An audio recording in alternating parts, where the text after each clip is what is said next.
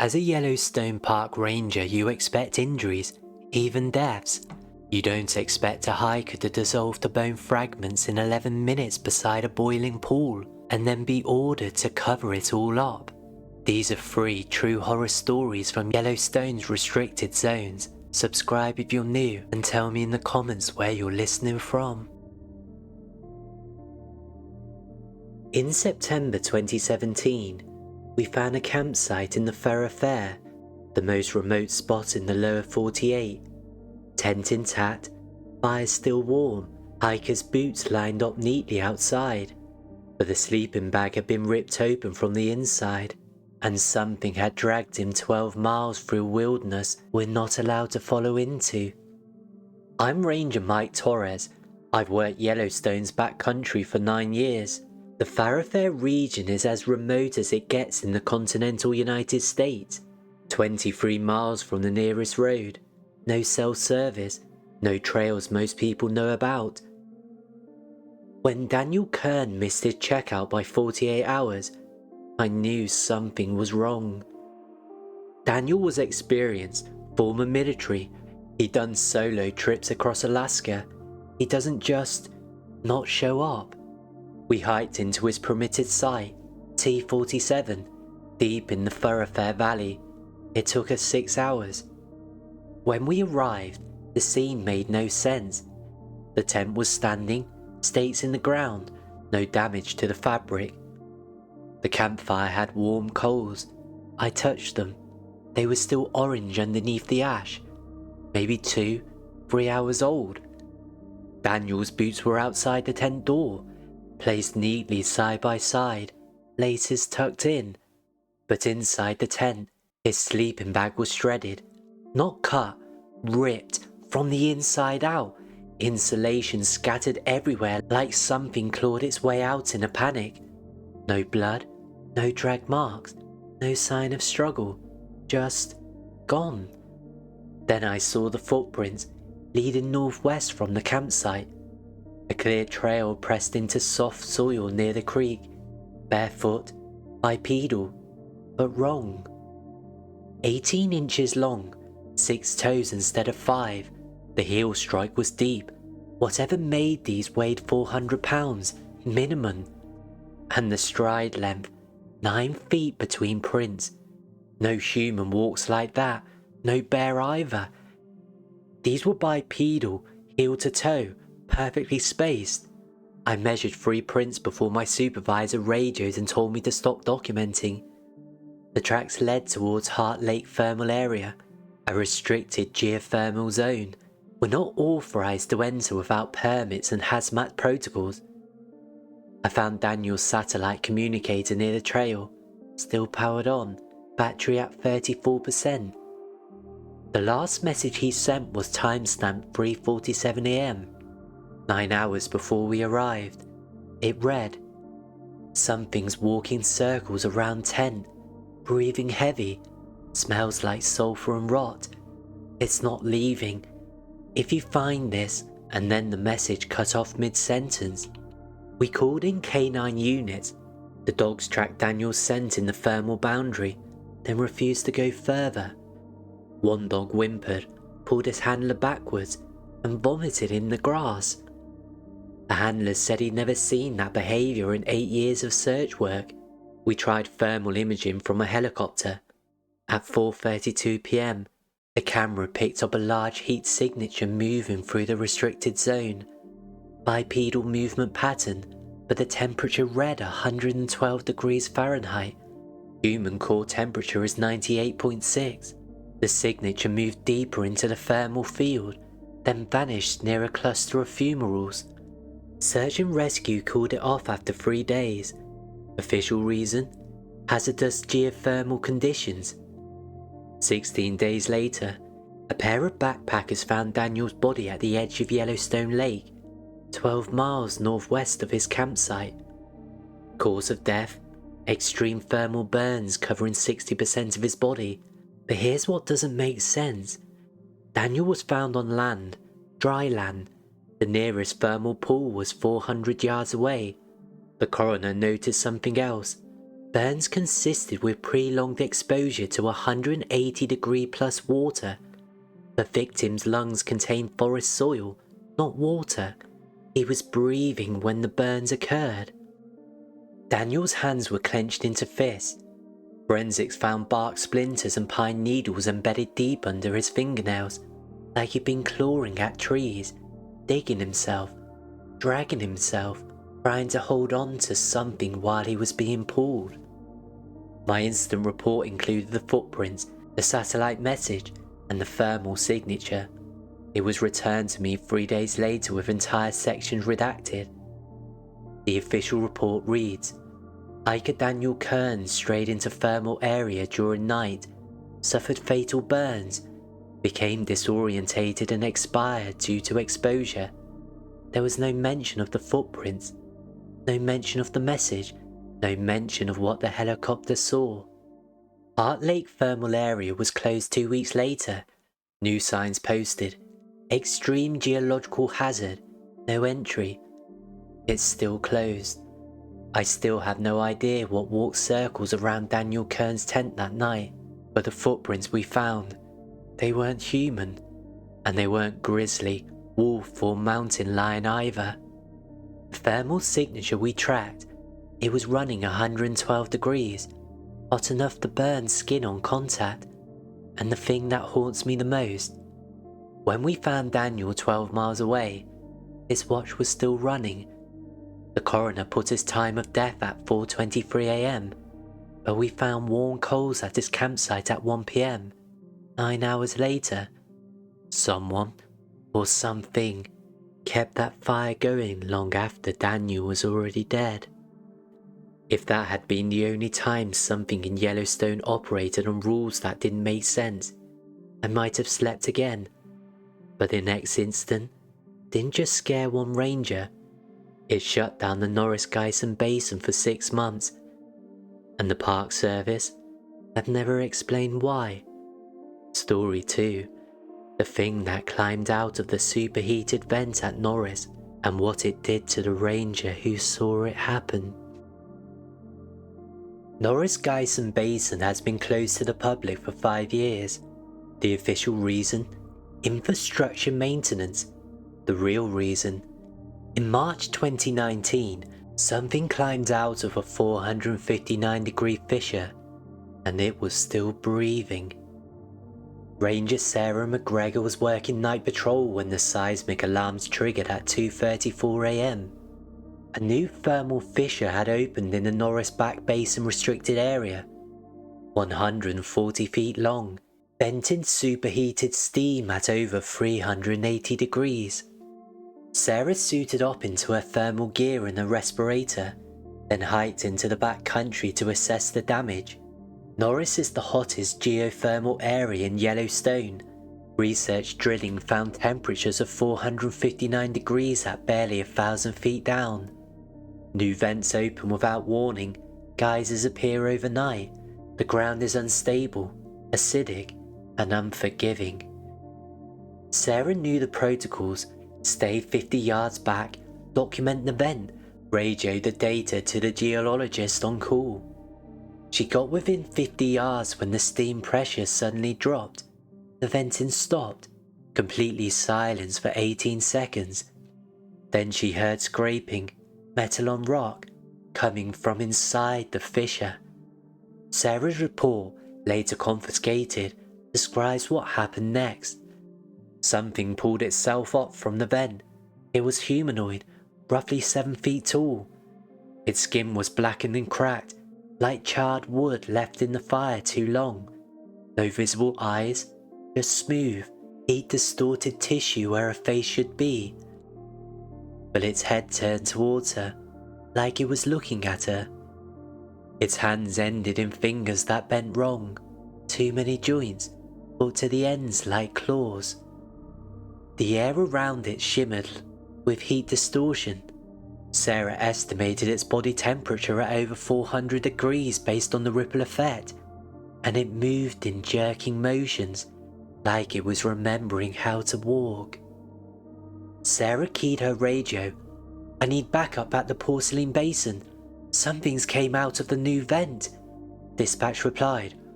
"Repeat last." It's humanoid.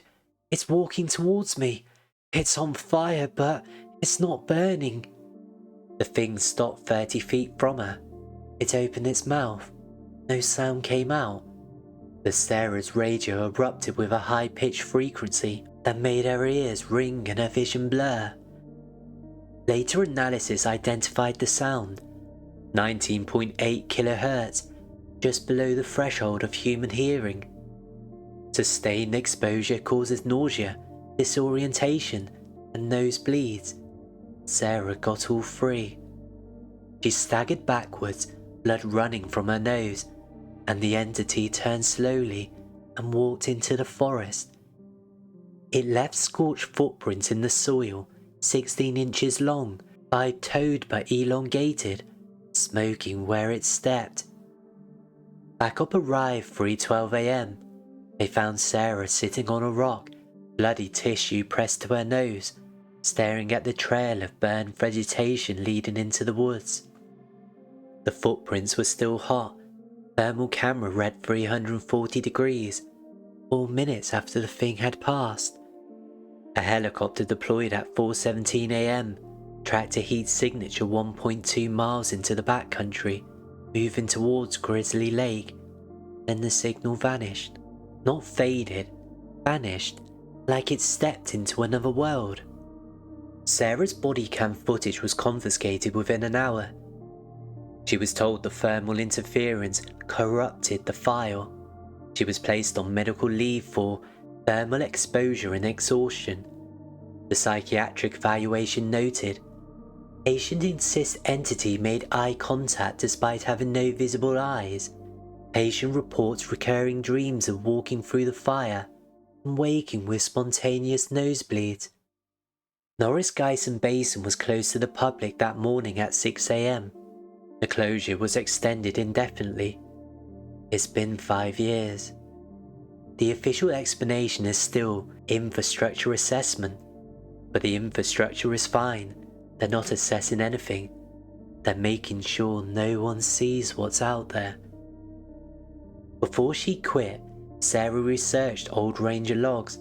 She found 7 similar incidents dating back to 1972, all at Norris, all describing humanoid shapes emerging from thermal vents or walking near geysers. Every single report was stamped, "Do not file, thermal hallucination protocol." One report from 1983 included a hand-drawn sketch, a figure with elongated limbs, no facial features, surrounded by heat shimmer. A handwritten note at the bottom read, "It looked at me, it knew I was watching." Sarah McGregor quit the Park Service 4 months later. She moved to Colorado, bought a house in the mountains, 250 miles from Yellowstone, but she still wakes up with nosebleeds, 3-4 times a week, no medical explanation. And last year, she sent me a photo. It was from a trail camera on her property, motion activated, timestamp 2:34 a.m. There's a figure in the frame, tall, blackened, standing at the edge of the woods, just beyond the tree line. The grass around it is scorched in a perfect circle. I haven't heard from Sarah in 6 months. Her phone goes straight to voicemail. Her neighbours say she hasn't been seen since November. But the trail camera, it's still uploading photos every night at 2:34 a.m. Same figure, same position, getting closer to the house. If things climbing up from the earth were all you had to worry about, the next report came from the zone of death, that 50 square mile patch of Idaho where, technically, you can't be prosecuted for murder. Story 3, the ranger who found out why nobody patrols the zone after dark, and what happens when you break that rule. There's a rule about the zone of death that's not in any manual.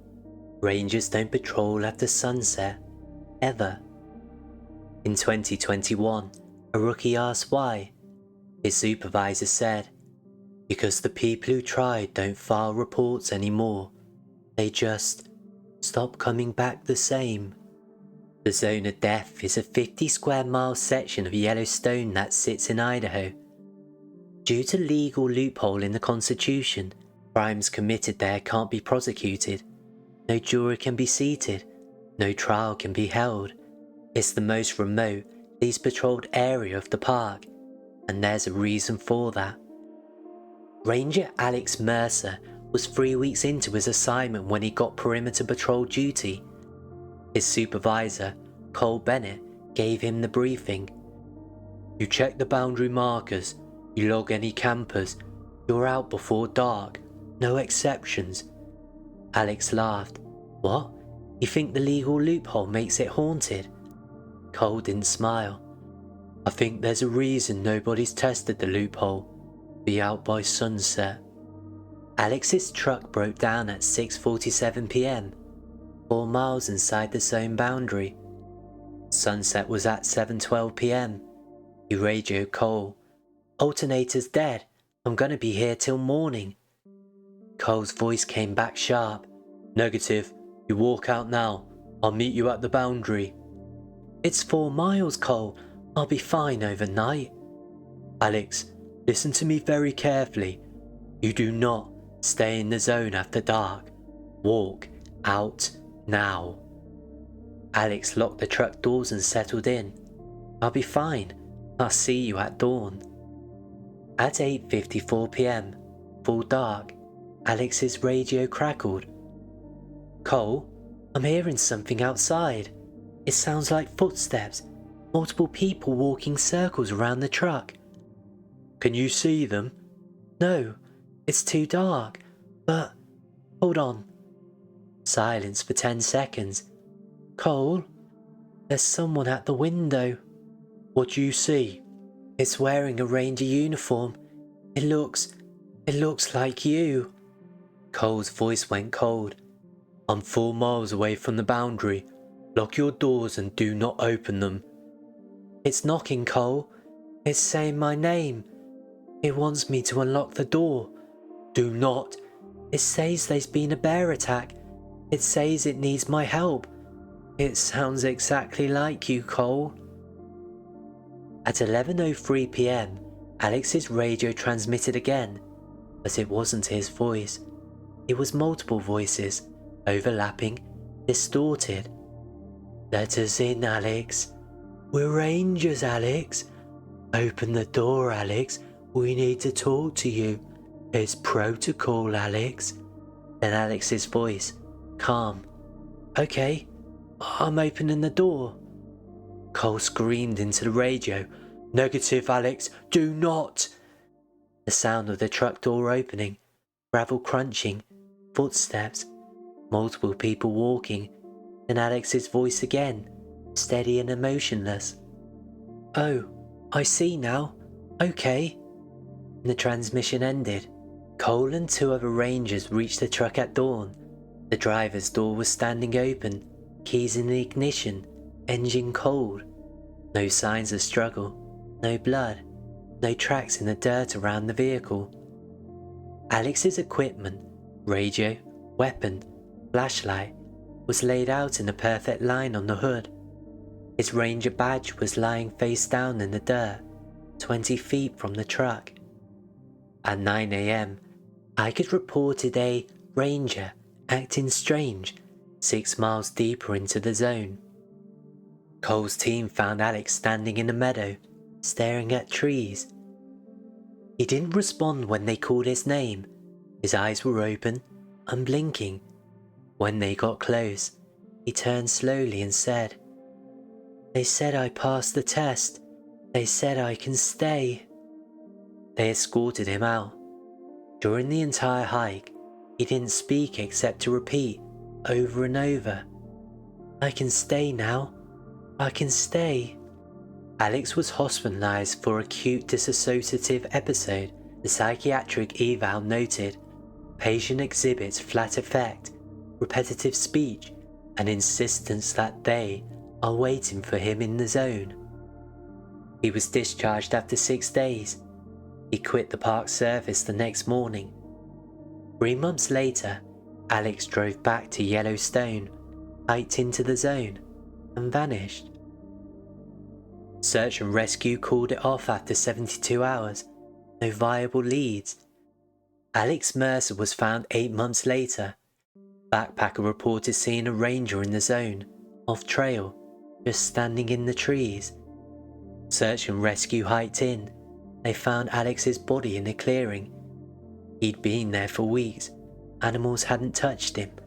He was positioned standing upright, leaning against a tree. His uniform was clean, no damage, no decomposition smell.